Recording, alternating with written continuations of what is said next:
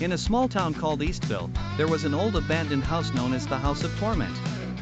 It was said that the house was the scene of a horrific murder that took place 20 years ago, where a young woman named Maria was brutally killed. Maria had been living alone in the house after her fiancé left her, and one dark night, the neighbors heard piercing screams. However, when they arrived at the house, everything was quiet, and they found nothing but traces of blood. As time passed, the story became just a legend, but the townspeople avoided getting close to the house, believing it was cursed. After years of being away, Sarah, Maria's cousin, returned to Eastville.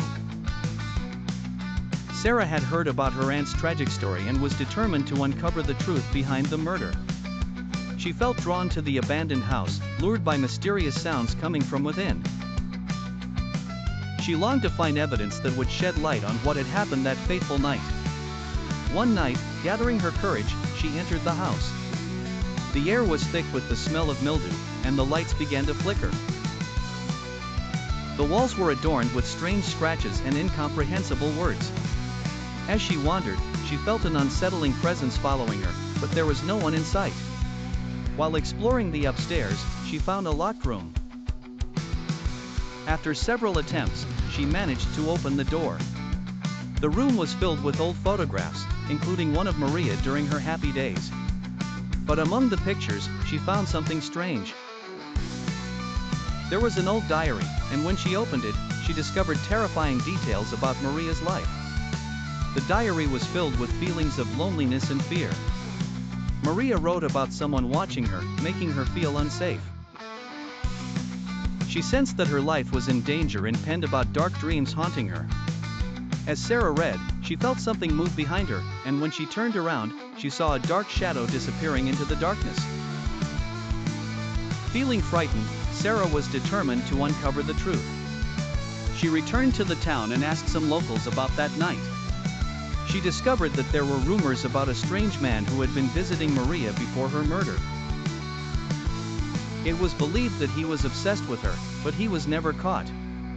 That night, Sarah returned to the house once more, but this time she was accompanied by her friends. They all entered together, but they could sense something unnatural. Suddenly, the lights went out, and they began to hear screams coming from the upstairs. They decided to go up to investigate. When they ascended, they found the room that Sarah had discovered earlier. But the diary was gone. Instead, there were bloodstains on the floor. As they examined the place, they felt something moving behind them. They turned around to find the strange man who the rumors spoke of. He was holding a knife, and his face was shrouded in shadow, making it difficult to see his features. He shouted at them with cryptic phrases, as if he were speaking to Maria, telling them that he had never forgotten her. The friends tried to escape, but the man blocked their way. In the midst of the chaos, screams erupted, and bodies surged. Sarah managed to escape, but she had witnessed something unforgettable. As she ran toward the door, she heard her friends' screams fading into the darkness.